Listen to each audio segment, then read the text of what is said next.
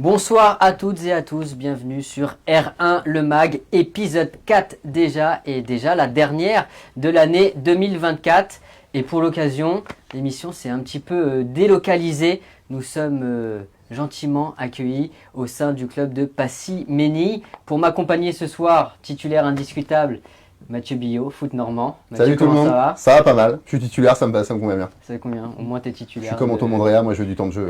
C'est ça. Et à nos côtés, Mathieu, on n'a pas un invité, mais deux invités. C'est grand luxe. Très grand luxe. Franck Payette, entraîneur de cette équipe de Passy-Ménil et responsable technique. C'est ça, bonsoir. Du club. Comment ça va? Bah ça va, très bien. On va dire que tout va bien. Et à tes côtés, c'est Johnny Delhomme, responsable préformation U13, U16 du club. Comment ça va? Bah, ça va très très bien. Bonsoir. Avant de commencer, un petit point sur le programme de l'émission. Vous en avez maintenant l'habitude. On va faire un petit point sur le top but de ces dernières journées avant d'aller en inside dans un club du groupe A. Ensuite, on aura la petite section invité avec Mathieu Billot et on terminera par les résultats et les programmes et les matchs à venir, notamment. On passe tout de suite à une petite présentation du club de Passy-Ménil. Oui, on va parler quand même du club qui nous accueille, c'est quand même la moindre des choses. Franck, on est chez vous, on est dans le club house, c'est ça, du club qui a été construit, enfin installé à l'époque où le club ferraillait en national, c'est bien ça? C'est ça, juste dans ces épisodes-là, juste après. Et en tous les cas, voilà, c'était important. À l'époque, les gens étaient demandeurs. Et puis les fédérations, les municipalités s'entendaient pour pouvoir mettre en place ça dans les clubs pour un lieu d'accueil. Et c'est très bien et ça nous convient bien parce que c'est un peu à la taille humaine du club et on en a besoin. D'accord, ça nous convient aussi parfaitement, donc c'est nickel. Parfait. Parce qu'on rappelle, on n'est pas dans n'importe quel club ici, on est dans un club normand qui a évolué en 3e division nationale, donc en national, où évolue à titre de comparaison aujourd'hui le FC Rouen et QRM. Donc c'est pas pendant 3 saisons. C'est ça, en fait, il y a eu plusieurs épisodes. Et un premier épisode dans les années 2000. Et le deuxième épisode était sur les années 2010 à 2012. Et du coup, voilà, c'est la 3e division. On était un petit peu le petit village gaulois qui était dans ce grand phénomène du national. Mais c'était des super époques et là-dessus, voilà, c'est ce qui fait le charme et l'histoire de Passy. Ouais, parce qu'on rappelle, il y a 6000 habitants environ à Passy. C'est ça, environ 6000 habitants. Donc je dirais que souvent quand on se déplace, peut-être même hors football, on connaît Passy parce que à l'époque, ah oui, ce petit club, et ça parle toujours, donc c'est toujours intéressant. Et puis c'est l'histoire de ce club. À l'époque, en attaque, il y avait un certain Franck Payette. Tout à fait. Être en attaque, ouais, c'est ça. J'étais un joueur du groupe en tous les cas, et en fait ces années-là m'ont permis aussi d'apprendre beaucoup et pas forcément que de dire t'es un joueur de national et j'étais un joueur du groupe.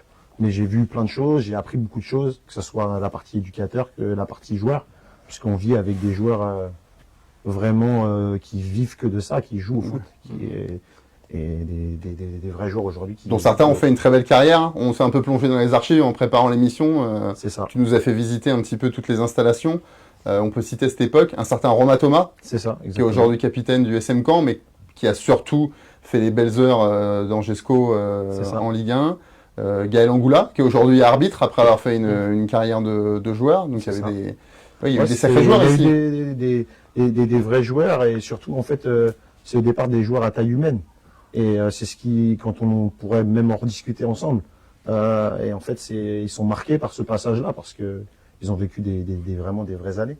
Puis après ils ont fait leur carrière et bravo. Mais on est toujours d'ailleurs en contact avec eux. Mais c'est marrant parce que c'est toujours plaisant quoi. C'est l'histoire du club. Donc voilà. Et aujourd'hui, pour dresser un peu la fiche d'identité du club, c'est combien de licenciés Passy-Ménil? Aujourd'hui, on est à hauteur de 520 licenciés.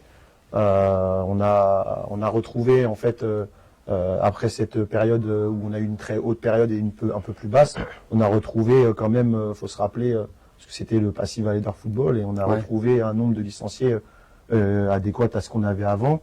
Et ça a été des années difficiles, mais au final, en fait, ça nous a permis de revoir plein de choses et peut-être de réfléchir autrement. Et tant mieux parce que c'est ce qui fait la dynamique du club. Mais on a retrouvé une dynamique grâce à ce qui a été fait quand on est reparti en 2013 où c'était plus compliqué. Donc on a retrouvé un nombre de licenciés qu'il fallait pour un club comme le Passy, avec d'autres problématiques et d'autres avantages aussi qu'on n'avait pas vus parce qu'on était en national et on faisait peut-être pas autant attention à des choses. Et notamment les jeunes.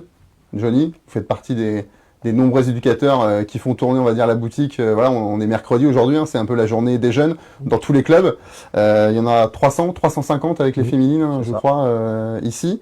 C'est un club qui axe beaucoup sa politique, je crois, sur la formation des jeunes joueurs. Ouais, exactement, c'est vraiment une des motivations principales du club, d'essayer de former des collectifs et des jeunes et les amener jusqu'au senior éventuellement ou que les jeunes puissent partir éventuellement dans d'autres clubs. Ou plus haut. Plus important ou plus haut, voilà. Donc on a la chance d'avoir quand même des éducateurs diplômés sur toutes les catégories et bien diplômés, donc c'est pas la chance de tous les clubs. Donc c'est quand même un gage aussi de qualité de travail qu'on peut amener au quotidien pour nos jeunes. Ouais. On peut citer quelques noms assez connus. Donc Brice Samba qui a pris sa première licence ici. Ouais, c'est ça, en U11 au nom du à Passy, c'était en Poussin à l'époque ça s'appelait. Voilà. Qui a fait sa première licence ici et après qui est parti sous d'autres clubs à Évreux, mais en tous les cas c'est sa première licence. Voilà. Vous nous citiez aussi alors un garçon peut-être qu'on connaît moins, enfin le grand public connaît moins, Nobel Mendy. Voilà, c'est ça. Qui a signé professionnel au Paris FC. C'est ça. Et qui est aujourd'hui en Espagne. Qui est aujourd'hui en Espagne au Betis Séville et qui a un gamin aussi pareil qui a connu ces années jeunes-là et on a toujours ce contact avec ses éducateurs. C'est ça qui est beau en fait. C'est que aujourd'hui il est peut-être au Betis Séville mais il n'oublie pas. Et c'est ça en fait le foot et puis aussi c'est ça aussi Passy parce que c'est l'humain. Et ça c'est super bien. Puis après il y a des garçons beaucoup plus jeunes mais c'est intéressant. Ouais. Le SMK est notamment friand des joueurs de Passy et on va en citer deux. Qui sont aujourd'hui en U19, si c'est ça. U17, U19. Ouais, Diabé Kanouté et Clever Sambi, qui sont considérés à Caen comme deux gros espoirs du club, et donc qui sont passés dans vos rangs. Je sais pas si Johnny, vous vous en souvenez de ces deux garçons. On les a vus passer parce que on les a vus tout petits et puis on les a accompagnés dans leur évolution. Certains pour le pôle espoir qui sont passés par là et puis d'autres qui sont partis directement au centre de formation. Mais c'est des garçons qui restent encore attachés aussi à ce qu'ils ont vécu par le passé ici.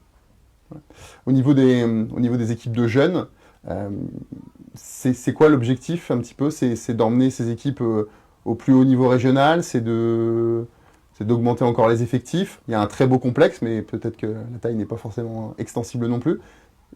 Quelles sont un petit peu les pistes de développement chez les jeunes? Les pistes de développement, c'est que déjà à la base, on est quand même sur une commune assez modeste en termes de densité de population, donc on n'a pas les mêmes arguments que finalement des clubs concurrents sur notre région qui ont un bassin de population plus important. Donc nous, il faut qu'on trouve d'autres axes. Mais l'objectif, c'est de travailler au quotidien pour retrouver le niveau qui était le nôtre par le passé et de retrouver les jeunes sur tous les championnats régionaux, Régional 1 notamment, à moyen terme. Et avoir des noms comme ça qui sont passés par le club, est-ce que les jeunes en ont conscience ou est-ce que c'est quelque chose qui ne font pas forcément attention au quotidien? En fait, vraiment l'idée c'est on aimerait bien que les jeunes ils en ont conscience, mais il y en a qui connaissent pas. C'est-à-dire que c'est pas leur génération. C'est ça. Mais par contre, pour le coup, c'est pour ça qu'on a aussi un lieu de vie et que, par exemple, quand Nobel nous donne son maillot ou Brice envoie le sien ou d'autres garçons comme Alexis Lefebvre qui a évolué ici. En fait, ça doit inspirer des jeunes. Mais en fait, il y a deux inspirations. Il y a l'inspiration du joueur qui réussit dans le plus haut niveau et il y a l'inspiration aussi du joueur qui est d'un niveau régional et qui a le droit aussi d'avoir le droit de rêver peut-être à des sports-études, des choses comme ça. Donc on veut qu'ils s'inspirent notamment sur cette volonté de prise de conscience du sport de haut niveau. Donc parce que un joueur qui joue en régional 1, c'est un joueur de haut niveau régional. Donc il faut qu'il ait ses compétences. Et il doit venir s'en inspirer et on insiste beaucoup sur nos éducateurs.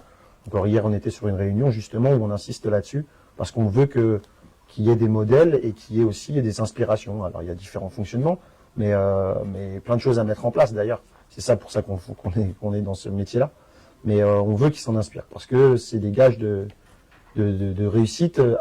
Chacun à son niveau, mais c'est des gages de réussite, dans mon sens. Complètement. D'autres questions, Mathieu ou Non, ça va, j'ai posé mon quota, ça va. va Après, on va dire que je mange le micro, je pose trop de questions, donc non, je les réserve pour la suite de l'émission.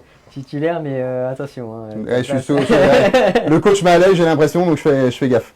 On va passer donc tout de suite au top but avec encore de belles réalisations pour cette émission.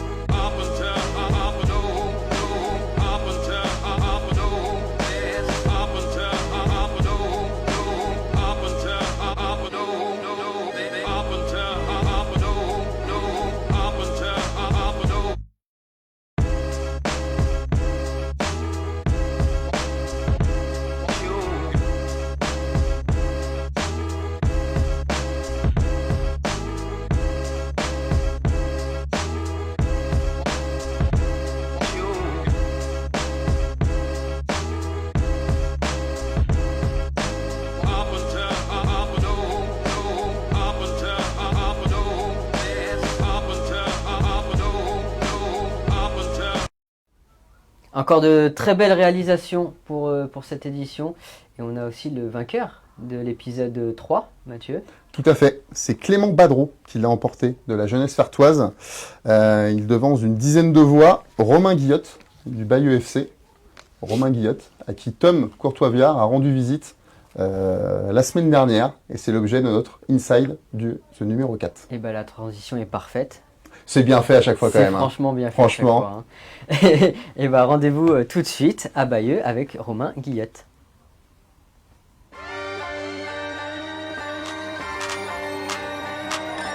Bonsoir, c'est Romain Guillotte. Bienvenue à Bayeux pour une séance d'entraînement.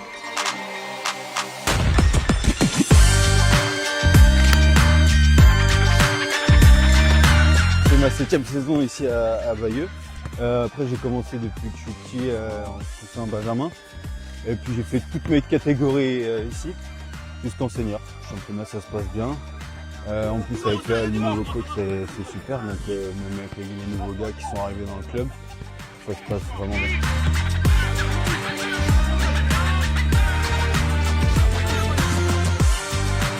C'est sûr que pour un gardien, avoir le meilleur buteur du championnat ancien, c'est pas simple.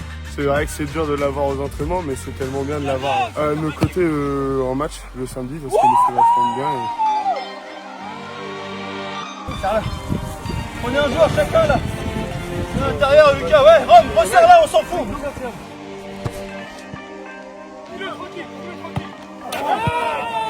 Romain il est bon, mais il râle beaucoup. Oh là là. Hey, ça fait -2. Encore ça va parce que je suis nouveau dans le groupe, mais après ce que j'entends il râle beaucoup. Mais très bon baron, très bon. Un petit renard de surface. Un gros renard de surface en fait. Après on veut toujours tirer le meilleur de soi-même, donc oui c'est sûr que ça serait une satisfaction pour ma part de finir meilleur buteur. Surtout que là sur les 2 dernières saisons je finis à chaque fois dans le trio, donc ouais cette année j'aimerais bien finir premier quoi. Il y a des soirs comme ça, on n'est pas trop en réussite, mais bon, c'est pas grave. Pour la prochaine.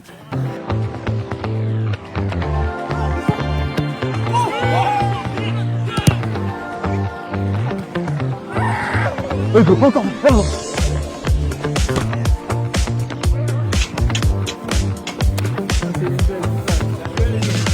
Toujours les jeunes qui ramassent le matos. Hein. restes en fin de séance un peu pour travailler devant le but. C'est vrai que c'est dur fin de séance avec Romain parce que toujours bien cadré, toujours bien placé. Mais bon, ça fait progresser. Non, mais là j'ai vraiment compté, il y a 20 là. Ouais, c'était une bonne séance, très intense là. Ça fait du bien un peu de retrouver les terrains après 15 jours sans match. C'est une galère vraiment. On a hâte que les beaux jours reviennent, mais bon. C'est un plaisir de s'entraîner avec Rome, c'est un gars d'expérience qui met beaucoup de buts, qui met l'ambiance aussi un peu en séance. Là il est à 8 buts en une dizaine de matchs, dont des très beaux buts contre Équerdreville. Son but contre Équerdreville, il vient d'ailleurs. J'ai vu le gardien avancer, je me suis dit ouais, je l'attends et puis ça m'a réussi. Alors c'est un but on va dire d'attaquant hein, à l'instinct, j'ai pas tellement réfléchi. C'est terminé, bonne soirée à tous et focus sur la deuxième partie de saison maintenant. Petit changement du côté de Passimini avec l'entrée en jeu de Romain Tanti. Romain, tu nous as rejoint, comment ça va? Bonsoir, ça va bien, merci. Et tous ensemble, je vous propose qu'on passe tout de suite à la section l'invité.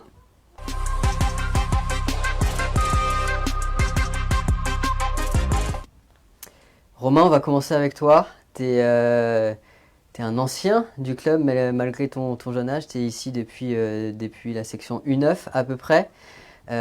Aujourd'hui, tu es responsable de l'école de foot. En quelques mots, Passimini, ça représente quoi pour toi? Ça représente beaucoup. Je suis arrivé ici à l'âge de 7 ans et j'ai grandi en quelque sorte au club parce que j'ai toujours fait du foot depuis mes 7 ans ici et donc j'ai grandi en tant que footballeur et en tant aussi qu'homme, donc ouais, ça représente beaucoup. Quand tu dis que tu as grandi en tant qu'homme, qu'est-ce que le club t'a apporté? Il m'a apporté certaines valeurs, des valeurs de travail, d'exigence et aussi de respect envers les autres. Donc voilà. Il n'y a jamais eu l'envie d'aller voir si l'herbe était plus verte ailleurs? Pas spécialement, en fait, j'ai jamais eu l'opportunité d'aller voir ailleurs et quand on est bien à un endroit, on aspire à y rester. Donc non, en vérité, jamais eu forcément d'envie. Et donc là, du coup, l'objectif, c'est de finir sa carrière ici, du coup? À l'heure actuelle, oui, honnêtement, je me vois pas jouer pour d'autres couleurs, donc je suis trop habitué au bleu ciel et blanc. D'accord, ok. Et avec ces couleurs, est-ce que tu aurais un rêve, un objectif que tu aimerais assouvir dans les mois, dans les années à venir? En fait, au moment où on a été relégué de National 3 en R1, je m'étais dit que l'objectif ce serait d'y rejouer à nouveau.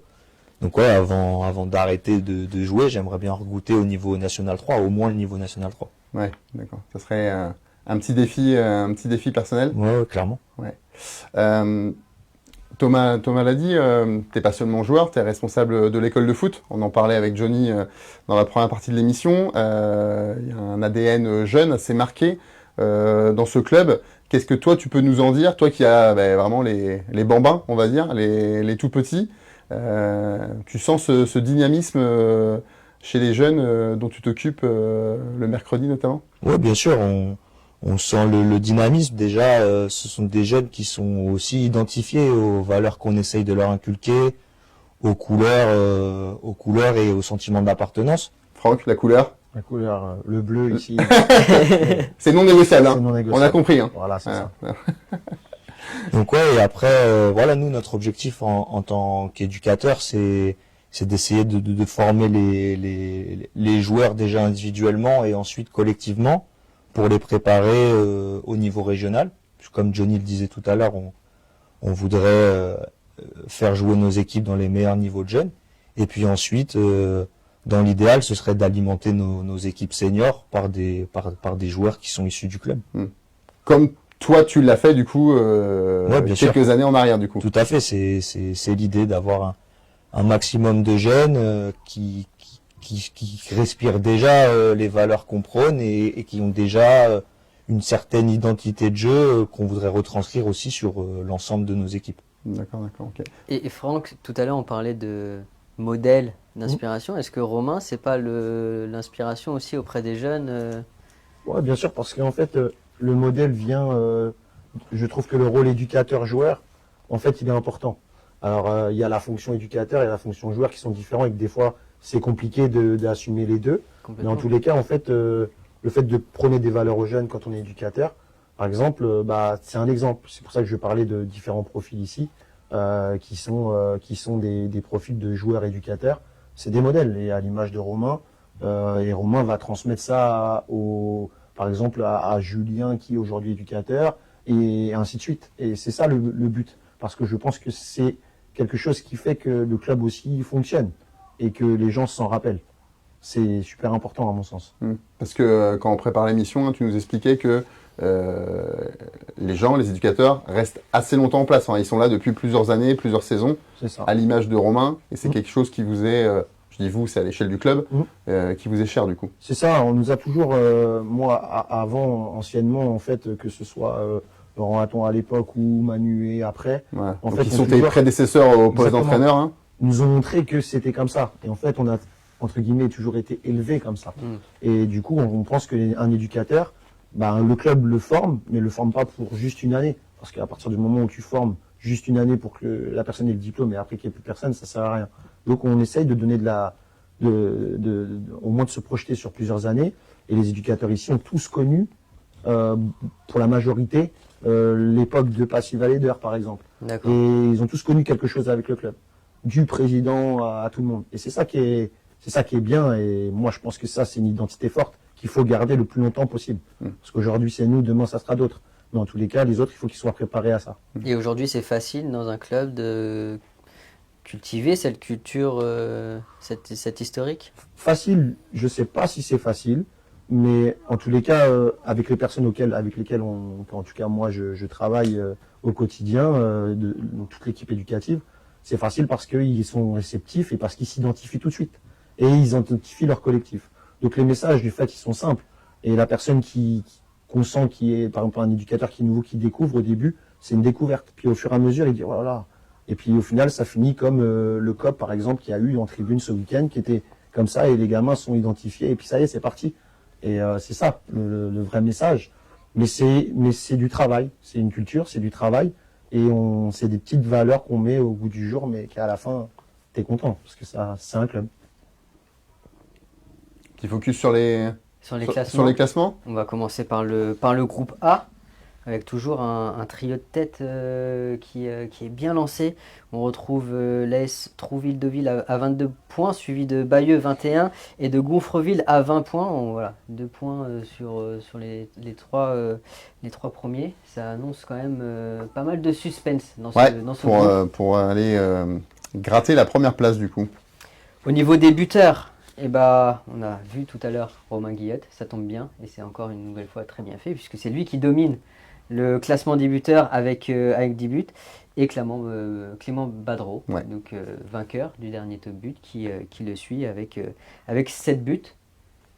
On place au groupe B avec le groupe qui nous intéresse un peu plus pour parce cette que c'est le émission, groupe dans lequel vous évoluez du coup. En tête, on trouve toujours le Havre Criouville qui réalise quasiment un parcours parfait parce que c'est 8 victoires et 2 nuls. Et deuxième, vous, Passy-Ménil. Alors forcément, il y a quelques points de retard. Il y en a 8 au moment où on se parle. Il y a eu un début de saison, on va dire un petit retard à l'allumage. Quelques matchs nuls, une défaite. Là, la dynamique est bien meilleure. On est à 5 victoires de rang, c'est ça ? C'est ça. C'est ça. Ce qui vous a permis d'ailleurs d'avoir cette deuxième place. On précise juste que le FC Rouen est 3e mais compte un match en moins quand même. S'ils le remportaient, c'est eux qui passeraient 2e. Mais aujourd'hui, c'est vous.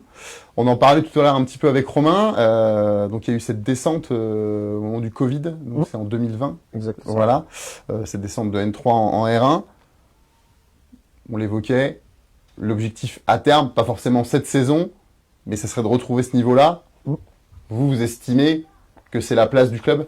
Ouais, on estime que... parce qu'il y a deux choses. On estime déjà que on est capable d'y jouer, et puis parce qu'on a aussi les installations, les infrastructures. Après, il y a toute la structuration du club qui peut-être des fois demande à des aménagements sur plein de domaines, tout ce qui est communication, etc. Mais en tout cas, sportivement, on a envie d'y retourner. On a envie d'y retourner, mais alors c'est du sport, donc on peut jamais savoir quand ça arrivera. En tous les cas, il faut toujours essayer au maximum pour essayer d'y arriver. et aussi parce que aujourd'hui on est ambitieux et on a aussi un président qui est ambitieux et pour lequel on a envie d'emmener tout le monde dans cette dynamique-là. Après, le tout c'est d'être lucide et savoir si tu peux y aller, tu peux pas y aller, si tu es préparé, parce que c'est aussi comme ça que l'équilibre d'un club se fait. Donc on a envie d'y retourner. C'est vrai qu'après on a pris un petit peu de retard au départ avec nos 3 matchs nuls, mais et puis derrière la défaite. Mais il faut absolument, quand on voit que franchement Criouville fait une phase aller pratiquement sans faute, j'ai envie de dire que voilà, on peut pas trop se louper, mais il faut avancer, il faut gratter, il faut avancer. Et on est là et à nous de faire ce qu'il faut pour essayer d'aller les chercher. Il y a eu des époques où ça a été capable et il faut se donner les moyens. Après, c'est toujours pareil. C'est le sport, c'est le terrain. La meilleure équipe sera là-haut et après, elle aura encore un barrage à faire. Mais dans tous les cas, il faut essayer de rattraper ce retard-là. Romain, on y croit à rattraper ce retard? Oui, bien sûr, on y croit. On a les qualités, en tout cas, pour essayer d'aller les chercher. Après, comme Franck disait, c'est du sport, c'est un rapport de force qui se remet en jeu un peu à chaque match. Donc ouais, c'est la régularité aussi qui fera qu'on réussira déjà à rester dans le haut du tableau et peut-être à aller chercher les leaders. Petit point sur les buteurs, les meilleurs buteurs du groupe B, dominé par Steve Mendy de Criouville, pas trop de surprise, à égalité avec Valentin Candas qui joue à Vernon. Pas Verson, Vernon. Non, parce que ce serait bizarre qu'il joue à Verson. Ça serait bizarre. C'est pas du tout la même zone géographique. Aucun rapport. Le meilleur buteur de Passy? Aujourd'hui, meilleur buteur, on est à 2, donc c'est pas beaucoup. Ah, vous partagez, c'est collectif. Il est à 2 buts, pas énormément. Ouais. Il y en a plusieurs. Donc, il y a Abraham Guéguier, il y a le petit Wael Yalaoui aussi. Voilà, donc, le danger pour l'instant, on n'a pas quelqu'un à 10 buts, mais en tous les cas, l'important c'est, même si on peut gagner tous les matchs 1-0 et qu'il n'y a pas de meilleur buteur, c'est pas grave. Le tout c'est de marquer un but de plus que l'adversaire. Exactement. Les féminines? On va se pencher tranquillement sur le classement de la R1 féminine, toujours dominé par Évreux et le FC Rouen, 21 points. À égalité en différence de but également, donc c'est vraiment l'égalité parfaite entre ces deux équipes qui affichent exactement le même bilan. Le même bilan à la trêve, ouais, tout à fait. Au niveau des meilleures buteuses, c'est toujours du côté de Saint-Lô avec Noémie Goyer, 13 buts en 8 rencontres, donc 9 rencontres. 8 exactement. En 8 rencontres, et suivi donc par Lily Basset et Myriam Sauzet d'Évreux. Ouais. Ça nous permet un petit mot sur les féminines. Il y a une section ici qui est en plein développement, je crois. Ça, exactement. Franck, est-ce que tu peux nous en dire un mot? C'est une section qui en fait est en plein développement parce que le club, il y a à peu près 5-6 ans, est passé aussi au fait de se développer sur ce point de vue-là parce que ça n'existait pas. Et au fur et à mesure, on s'est développé. On a commencé à avoir une équipe plus grande, U16 au départ de la section. Et au final, petit à petit, ça s'est développé aussi avec les compétences de personnes comme Marion Forestier qui est responsable de la section féminine et qui permet aussi de grandir cette section qui aujourd'hui on a à peu près une 60aine de filles. Donc c'est bien.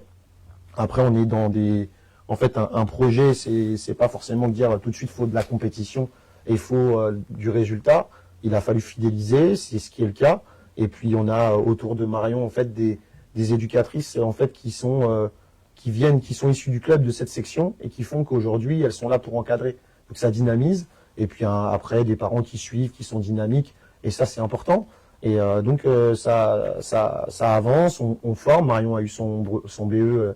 Son BEF l'année dernière, donc c'est bien, il faut avancer, il faut travailler, et puis au fur et à mesure, on installera des équipes à un moment donné en ligue, on a des joueuses qui vont dans les différentes sélections, et puis on a aussi, et ce que je ne veux pas oublier aussi, on a aussi une majorité de joueuses, mais même de joueurs, qui sont dans le profil où ils sont là aussi pour la pratique, le plaisir, et d'être ensemble, parce que c'est aussi... Le club de Passy, c'est aussi ça. C'est un club aussi familial et on s'y sent bien. C'est pas que la compétition. Voilà, exactement. Il y a la compétition, mais des fois, ça fait un peu peur. Il y en a certains qui pensent qu'ils peuvent faire de la compétition, mais voilà. Donc sur les filles, c'est très bien, ça se développe, ça avance. Il y a plein de projets autour. Et du coup, Marion et ses éducatrices font en sorte que ça essaye d'avancer. Donc c'est très bien. Et ça va aussi avec le développement de toute la politique sportive, dans tous les cas, qu'on veut mener au sein du club. On parlait de Lily Basset, par exemple. Oui. Elle est passée chez nous et elle a joué sur les équipes garçons, filles-garçons, en tous les cas, en garçons mixité, du coup. aussi, en mixité. Et avant de repartir, mais c'est toujours plaisant de voir des joueuses réussir même dans d'autres clubs, et c'est très bien. Et ça montre que on retrouve l'identité formation. Oui, à travers même à travers le classement des meilleures buteuses de R1 féminine, on retrouve exactement. Ça. Les prochains rendez-vous. Exactement. Le calendrier avec la maladrerie. Mathieu, qui va remettre une partie de son calendrier à jour en recevant la réserve de l'AF Virois ce samedi. La MOS qui a un nouveau coach, enfin presque un nouveau coach parce qu'il était déjà là. Voilà, le club a officialisé la nomination de David Caillard, donc qui était l'adjoint de Vincent Legnaud en début de saison, qui avait déjà dirigé le club il y a quelques années. Vincent Legnaud a pris la décision de retourner à Alençon. Et donc du coup, c'est David Caillard qui aura les destinées du club de Lamos, qui est toujours invaincu, mais qui compte pas mal de matchs en retard. Donc on va voir s'ils peuvent jouer un rôle. Du coup, après, ça sera rendez-vous mi-janvier pour les prochaines journées. Dans le groupe A, tu l'évoquais tout à l'heure, Thomas. Voilà, choc entre 2 des 3 premiers. Un choc pour commencer l'année. Ça peut déjà peut-être diriger le... Il y a une journée juste avant, du coup, samedi 18. Mais oui, forcément, quand vous êtes aussi serré, les confrontations directes, ça va avoir cher. J'ai pas regardé quand est le prochain AF Cocrioville, Passy ou Passy le 8 février. Allez, donc bientôt. Et bientôt, si on sera le match aller. D'accord. Donc, qui a été reporté et du coup qui a été mis le 8 février. Donc il y a un enchaînement à partir du 18 janvier où on enchaîne jusqu'au dernier match. Qui sera aussi important du coup ce match-là. Ouais, bien sûr. De toute façon, c'est une confrontation directe. Donc, mais il faut pas se focaliser que là-dessus parce qu'avant il y en a 3 autres. Et je pense que dans ce championnat, en fait, l'équipe la plus régulière et qui va faire le série va être devant. Donc je pense que tous les matchs vont devenir importants, surtout que dans ce championnat, le février-mars, c'est souvent des périodes qui font tourner les championnats. Donc voilà, faudra être prêt. Dans votre poule, il y a des clubs qui luttent pour la montée, d'autres pour le maintien, à commencer par le voisin de Vernon, qui se déplacera à Gisors, autre club qui lutte pour son maintien. Un duel important aussi. Très important dans l'optique du maintien. Et chez les féminines, on a noté aussi un match pour le maintien avec un club historique du football féminin normand, l'AG Caen, qui n'est pas en grande forme cette saison, puisqu'elles sont dernières. Voilà, mais elles sont loin d'être larguées au classement. Et le dimanche 19, pour la reprise du R1 féminine, elles accueillent le FC Saint-Lô, qui est une des équipes qui se trouve juste devant elles. Donc l'occasion de raccrocher ce wagon pour pouvoir lutter. Donc ça sera aussi à suivre. Un match important à suivre. À la rentrée en 2025. Eh bien, messieurs, je pense qu'on a été très complet pour cet épisode 4.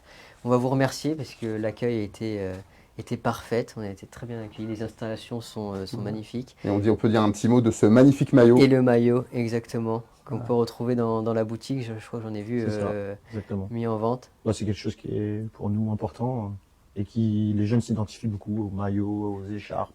Il y a du bleu, donc du bleu et blanc. Tant qu'il y a du bleu, c'est bon. La morale de cette émission, c'est tant qu'il y a du bleu, tout va bien. Exactement, c'est exactement ça. Non, mais c'est vrai que c'est important. Après, moi, j'avais juste aussi une pensée quand même pour malgré tout, tous les composantes du club que ce soit les bénévoles, qui œuvrent beaucoup. Et dans ce club-là, ça œuvre beaucoup. Toute l'après-midi, ils sont là, le mercredi, et puis tout ce qu'il y a autour, parce que c'est vrai que le bénévolat est très compliqué, mais aujourd'hui, nous, on a la chance d'en avoir, et c'est ce qui fait vivre les clubs, il faut y penser. Donc voilà, j'ai quand même... c'est quelque chose qui est important, parce que c'est ce qui fait qu'à un moment donné, le club avance. Sinon, il n'y aura pas toutes les actions qu'on peut faire autour d'un club. Et voilà. Merci Franck, merci Romain, merci Johnny également qui est parti. Exactement, qui est parti bosser, faire sa séance d'entraînement pour former les futurs jeunes pousses du club. Exactement. Merci Mathieu également. Et puis moi je vais pas à l'entraînement, je suis dispensé. Je suis dispensé. Fin du match pour toi. C'est fini, trop vieux.